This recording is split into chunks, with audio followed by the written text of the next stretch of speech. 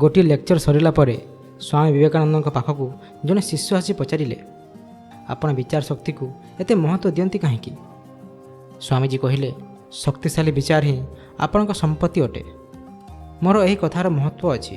ଏହାକୁ ଧ୍ୟାନପୂର୍ବକ ଶୁଣ ଏବଂ ବୁଝିବା ପାଇଁ ଚେଷ୍ଟା କର କି ଏହି ସଂସାରରେ କୌଣସି ମଣିଷ ଯେତେବେଳେ ଚାହିଁବ, ଯେଉଁଠି ଚାହିଁବ ଏବଂ ଯାହା ଚାହିଁବ ଭାବିପାରିବ।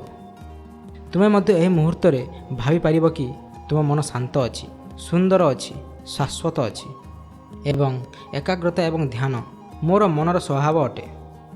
ତୁମ ଶରୀରର ପ୍ରତିଟି କଣିକାରେ ସୂର୍ଯ୍ୟ ଭଳି ତେଜ ଅଛି। ସ୍ୱାମୀଜୀ ସେହି ଯୁବକକୁ ଅତି ଗହନ ବିଷୟ କହନ୍ତି କି ତୁମେ ଏହି ବ୍ରହ୍ମାଣ୍ଡର ସବୁଠୁ ଶକ୍ତିଶାଳୀ ବିଚାରର ଉତ୍ତରାଧିକାରୀ ଅଟ। ଦର୍ଶକ ବନ୍ଧୁ, ସ୍ୱାମୀଜୀଙ୍କ ଏହି କଥାକୁ ଆମେ ଏପରି ବୁଝିପାରିବା। ଆମ ପାଖରେ ବର୍ତ୍ତମାନ ପାଇଁ କୋଟି ମାତ୍ରାରେ ଧନ ସମ୍ପତ୍ତି ନଥିଲେ ମଧ୍ୟ ସଂସାରର ଶକ୍ତିଶାଳୀ ବିଚାର ଆମ ପାଖରେ ଅଛି। ଆମେ ଶକ୍ତିଶାଳୀ ବିଚାରଧାରା ସାମ୍ରାଜ୍ୟର ସମ୍ରାଟ, କାରଣ ଶକ୍ତିଶାଳୀ ବିଚାର ହିଁ ଶକ୍ତିଶାଳୀ ବିଶ୍ୱାସରେ ପରିବର୍ତ୍ତନ ହୋଇଥାଏ। ଏହି ଶକ୍ତିଶାଳୀ ବିଶ୍ୱାସ ନୂଆ ଭବିଷ୍ୟତ ଗଠନ କରିବାରେ ଏବଂ ଜୀବନ ବଦଳାଇବାରେ ସହାୟକ ହୋଇଥାନ୍ତି।